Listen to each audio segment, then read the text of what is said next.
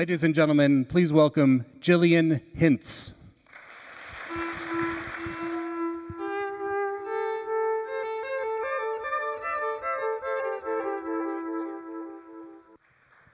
Okay, so they say your experience into parenthood for the first time is completely different than the experience you have into parenthood for the second time, and then every time after that. You know, with your first kid, you worry about everything and you plan everything out. The kid has to have a Pinterest-perfect themed nursery. It's got to have, the most beautiful curtains and matching decor and really fine furniture. And you make decisions on things like what they're going to eat. With my first kid, I said he was going to only eat organic food. I don't eat organic food. I never will eat organic food, but he is going to have the best food possible. But then you have your second kid, and they say you don't care about that stuff as much. It's just not as important. They sleep in hand-me-down furniture that's got scratch marks and bite marks from the first kid, which is a true story in my house. I do have that on my crib. And you don't really care as much about what they eat. You let them eat off the floor because really, who has time to sweep it up, right? So that was my plan for my second kid when I was expecting. I had this idea that maternity leave was going to be pajamas, and it was going to be Netflix, and it was going to actually be sleeping when the baby sleeps. Well, my experience into parenthood the second time was completely unexpected. You see, my son, Joey, was born a blue baby. And so what that means is that Joey was born with 6 heart defects that were so severe it made it impossible for his heart to pump blood to his lungs to get oxygen. And when your blood doesn't get oxygen, your skin takes on this blue tint, and it gets blue. I will say when he would get cold, his hands and feet looked like a Smurf, and I do have the pictures to prove that. So children who are born this way are called blue babies, and they often don't survive for very long after they're born without medical intervention. And that was Joey's situation. So within the first hour of Joey being born, he was whisked away to Children's Hospital. I never got to hold him before he left. I got to give him a quick kiss on the forehead, and that was it, because my arms were restrained on an operating table because I was still being stitched up from a C-section. So that's kind of how important it was and how fast he got out of there. So there he went with my husband, Eric, in tow, and they headed over to Children's Hospital. He was placed on life-sustaining IV support that would keep his body alive until the doctors could figure out what they were going to do to save his life. And for Joey, the plan was 3 planned open heart surgeries. The first one would come around a couple days old, and when your heart is the size of a walnut, there's really not a whole lot you can do. So they kind of were just going to tweak it to buy us some time, and then we would get a couple months with him. Then we would have a second open heart surgery, and again, he'd get a little tweak, and he would be set for a couple years. And then around 3 or 4 years of age, we were going to go in for a hopefully final surgery, and that would be the one that would hopefully, again, set him up for adulthood. So at 3 days old, Joey had that first surgery, and it was also the first time that I actually got to see him because I was still recovering down the street from a C-section. So I got to go in, and I got to hold him before his surgery. And it was so surreal because I remember sitting there and thinking to myself that this is either the first time of many cuddles with my beautiful baby boy, or this is the last time I'm going to see him alive. And honestly, it was a do-or-die situation. There was no control and no decision to be made. So my husband and I waved Joey goodbye as he went down the hall to the operating room, and 10 hours later, we received the news that surgery had been a success. So, we're really excited about this. He had exceeded expectations. The theme of his first nursery, though, was a hospital. So it was decorated with monitors that beeped endlessly through the nights. There was no sleeping when the baby slept. It was filled with oxygen tanks and IV poles. And it remained that way for the next 3 weeks while he was in the cardiac intensive care unit. Finally, we got to go home, and maternity leave was not, again, what I planned. I was on leave from my full-time job, but there were no pajamas in my future. I actually took day shift at Children's Hospital because we would spend sometimes 8 to 10 hours at a time at Children's Hospital, all to ensure that Joey was going to stay alive. You know, we had to have doctor's appointments and tests and therapy sessions for him. He was also born with a couple other medical conditions. One that we had to tackle was he has a rare vision impairment. It requires him to wear glasses at an early age. But those were things that we just kind of like, tacked along at, along the way. But anyways, so back to the heart. So when we weren't at the hospital working day shift there, we were at home, my husband and I, and we were performing medical procedures. So it's incredible what they allow parents to do to care for a medically complex child. It really is. So I remember after one of Joey's surgeries, the doctor said, the stitches in his incision should dissolve. If they don't, and they start to look kind of red or, kind of pussy even, that we could just go ahead and remove them ourselves. And so then he handed me a pair of surgical scissors, and he sent me on my way. And I will never forget, at about 6 weeks old, I laid that kid across the kitchen table and held his arms down while my husband cut sutures out. It was pretty wild what they let us do.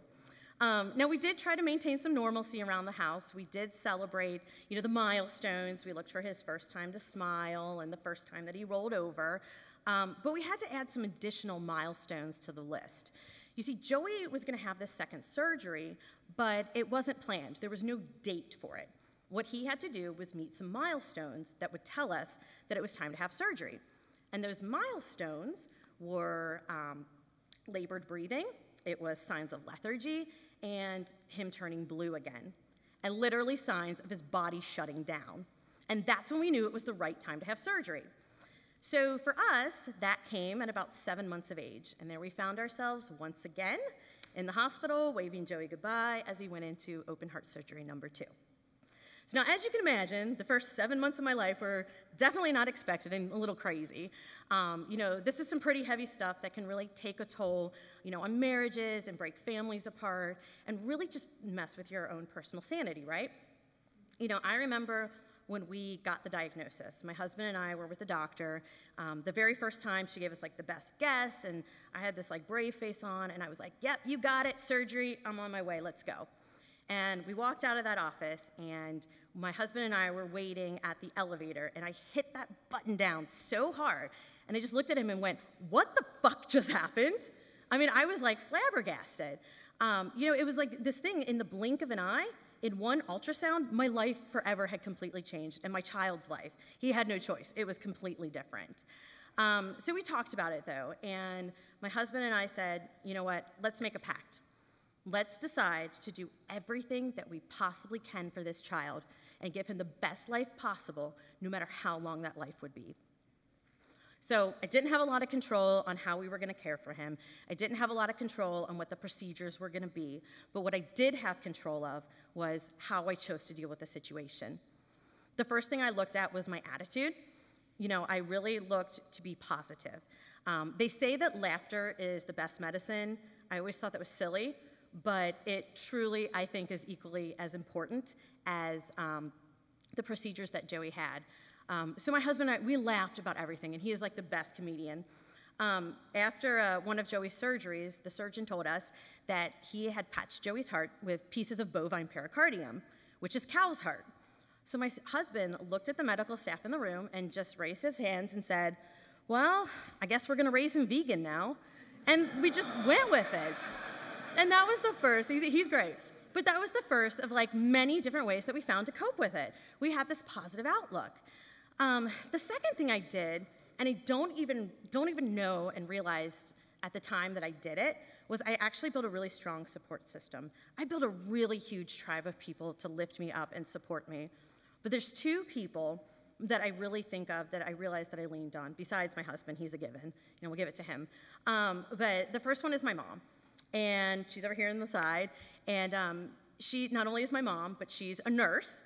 And I was very fortunate that she was able to help me navigate the medical jargon from a very early age.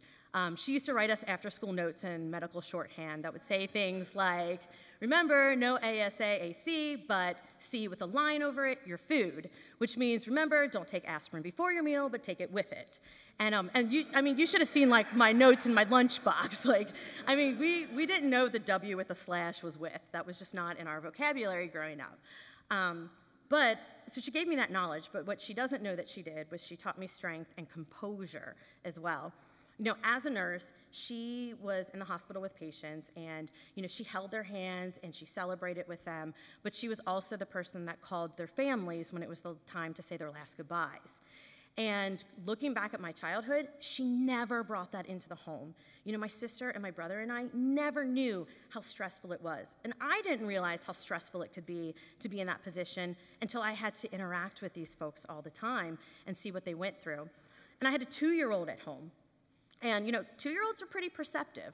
So for me, it was always going back to her and leaning on what she taught me to keep it calm and keep it collected and just not let this affect my family at home, especially my son. So to this day, he's almost 4, and he has no clue what has happened. One day we'll tackle that. I also built it up with been there, done that people. When you're in this situation, you find a lot of times people say, oh, I know what you mean, I know how you feel, but you really do have to find the people that do know what you mean and know what you feel. And for me, that was the heart community. This great big wide world is actually not that big anymore to me because I've met families around the world and even locally that have been in my situation. I met a woman in the hospital whose son is about Joey's age, and he has similar kind of, severe defects. And, we text each other almost daily still. And we, send pictures to each other, and we ask questions like, does his eyes look puffy today? Or, are his lips turning blue again? What do you think? And, we provide advice to each other like, well, Jillian, if you think you should call cardiology, then stop texting me, damn it, and call cardiology. Because that is always the answer. Call the cardiologist in this situation. And, I realized that those were the two of just many people that I really needed to help support me. So Joey is 18 months old now, and we've got 2 open heart surgeries under our belt. And things are starting to look a little bit normal around the house. I'm back at work, and he's actually going to daycare for the first time next week, and which is really kind of freaking me out. Germs, things are starting to look good. So for me now, I'm starting to look at the spare time I have between a full-time job and 2 children, and I'm thinking about how lucky I am that I had this positive outlook and that I was able to build this support system. So the final decision I've decided to make is to pay it forward. And so now I'm an outreach parent for the hospital, and they do have my number programmed in their phone. My old care manager does. And they put me in touch with families that don't have the outlook that I do and don't have the support that I do. So I can provide that, and I can encourage them. I cheer with them and cheer on their children.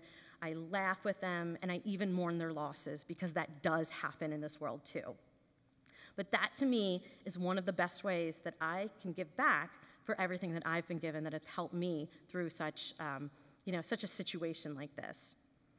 And just to give you an update on Joey, we did find out that he does not need that 3rd planned surgery, which is like a huge deal. It's kind of uncommon. Yes. Yes. This kid. Yeah, that's him. So this kid is a beast. He's great. Now, that doesn't mean, though, I do want to clarify, that does not mean he's out of the woods. There's always, nothing's guaranteed, right? And the medical procedures that he did have are fairly new still, so there's really not a lot of data to really predict life expectancy at this point. But we are hopeful. We remain positive. We will always rely on our support system. And he's happy and he's thriving. He fights with his big brother now, and he does. And the only thing that is blue at this point for him are the frames of those little baby glasses. Yeah. Thank you.